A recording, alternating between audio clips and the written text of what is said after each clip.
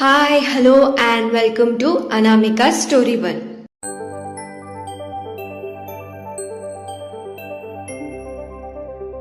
ఇవాళ మనం వినబోయే కథ మీరా, చాప్టర్ 123. ఆలస్యం చేయకుండా కథలోకి వెళ్ళిపోదాం. నిన్ను వదిలేసి వెళ్ళడం నాకు ఇష్టం లేదు మాయా అని అన్నాడు గౌతమ్. మాయా అంటూ అక్కడికి వచ్చాడు వినయ్. ఎయిర్పోర్ట్ నుంచి డైరెక్ట్గా హాస్పిటల్కి వచ్చాడు వినయ్. మాయాకి సర్ప్రైజ్ ఇవ్వడానికి గౌతమ్కి గీతాకి కూడా చెప్పకుండా ఇంకో ఫ్రెండ్ని కార్ తీసుకురమ్మని చెప్పాడు వినయ్. అప్పుడే తెలిసింది మాయాకి యాక్సిడెంట్ అయిన విషయం. తెలిసిన వెంటనే హాస్పిటల్కి వచ్చేశాడు వినయ్. తనని అలా బెడ్ మీద చూసేసరికి ఒక్కసారిగా తన గుండె ఆగిపోయినంత పని అయిపోయింది. వినయ్ని అక్కడ చూసి ఇద్దరు మొదట ఆశ్చర్యపోయారు. గౌతమ్ గిల్ట్ వల్ల వినయ్ని చూడలేకపోతూ ఉంటే మాయా భయం వల్ల చూడలేకపోయింది. గౌతమ్ ముందు తను వినయ్తో మాట్లాడాలి అనుకోలేదు మాయా.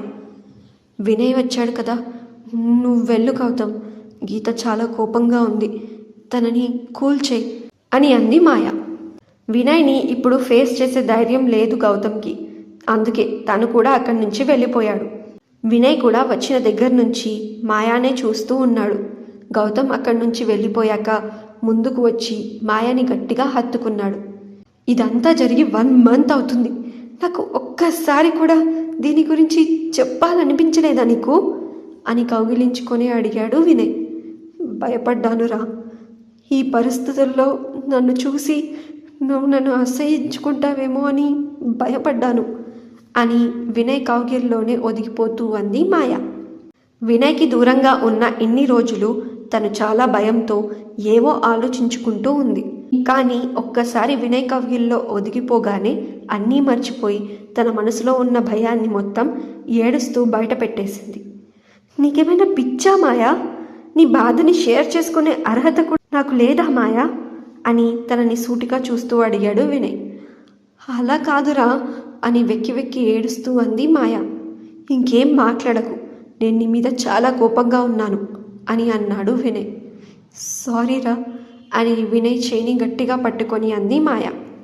వినయ్ తన నుదుటి మీద ముద్దు పెట్టి తన నుదుటిని మాయా నుదుటికి ఆనించి కాసేపు అలానే ఉన్నాడు. కాసేపు తర్వాత డాక్టర్ ఏమన్నారు అని దూరం జరిగి అడిగాడు వినయ్. నేనింకా నడవలేను వినయ్ అని ధైర్యం చేసి చెప్పింది మాయ. ఎందుకు నడవలేవు? ముందుకి నడవాలి అంటే మనకి కావాల్సింది మన ధైర్యం మాయా, కాలు కాదు. నీకు ధైర్యంగా నేనుంటాను అని సింపుల్గా తనని వదిలి వెళ్ళను అని చెప్తూనే మోటివేట్ చేశాడు వినయ్. ఆ మాటలు విని ఏం మాట్లాడలేకపోయింది మాయ. తనని మరోసారి గట్టిగా పట్టుకొని ఏడ్చేసింది. ఇంకా ఏడ్చింది చాలు మాయా, చూడు అమ్మ నీకోసం ఏం పంపిందో అని బాక్స్ తీసి తన ముందు పెట్టాడు వినయ్. దాంట్లో ఎర్ర రంగు చీర ఉంది. నువ్వు ఈ శారీలో ఎంత బాగుంటావో తెలుసా? అంతేకాదు నీకు ఇష్టమని జంతికలు కూడా పంపింది. ప్రస్తుతం నువ్వు అవి తినలేవు, కానీ ఇంటికి వెళ్ళాక ఇస్తా. అంతేకాకుండా ఆవకాయ, కరివేపాకు పొడి కూడా పంపించింది. అన్నీ మన కోసమే అని చిన్న పిల్లాళ్ళ ఆనందపడిపోతూ అన్నాడు వినయ్. మాయా కూడా వినయ్ని చాలా అబ్బురంగా చూస్తూ తన మాటలు వింటూ తన భయాన్ని బాధని మర్చిపోయింది. అప్పుడే అక్కడికి డాక్టర్ వచ్చారు. డాక్టర్తో మాయా హెల్త్ గురించి మాట్లాడి తనని ఎప్పుడు డిశ్చార్జ్ చేయాలి, ఏంటి తన మెడికల్ కండిషన్ ఏంటి అన్నీ తెలుసుకొని అన్ని ప్రికాషన్స్ తీసుకొని గార్డియన్గా తనే సంతకం కూడా చేసి మాయాకి టైంకి మెడిసిన్స్ ఇస్తూ చూసుకుంటూ ఉన్నాడు వినయ్. మరోవైపు గౌతమ్ గీత వెనకే వెళ్ళాడు. కానీ అప్పటికే గీత ఫ్లాట్కి వెళ్ళిపోయింది.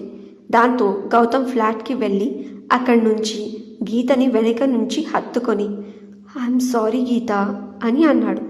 సారీయా అని వెనక్కి తిరిగి చేతుల్ని విదిలించి అంది గీత. మాయకి ప్రాబ్లం అయ్యిందిరా, అందుకే ఉండాల్సి వచ్చింది అని ముందుకు వెళ్తూ తనకి అర్థం చేయించడానికి ట్రై చేస్తూ అన్నాడు గౌతమ్. మాయా మాయా మాయా మాయా, అది తప్ప నీకు ఇంకెవరూ తెలియటం లేదా గౌతమ్? నేను నీ గర్ల్ ఫ్రెండ్ని గౌతమ్. 1 మంత్ నుంచి అబ్జర్వ్ చేస్తున్నాను.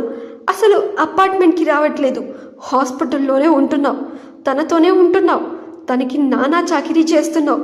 నాకు ఎలా ఉంటుందో తెలుసా? అసలు ఆ మాయ యాక్సిడెంట్లో బతకకుండా ఉంటేనే బాగుండేది అని చాలా కోపంగా అంది గీత. ఇది వినగానే గీత అని గట్టిగా అరిచాడు గౌతమ్.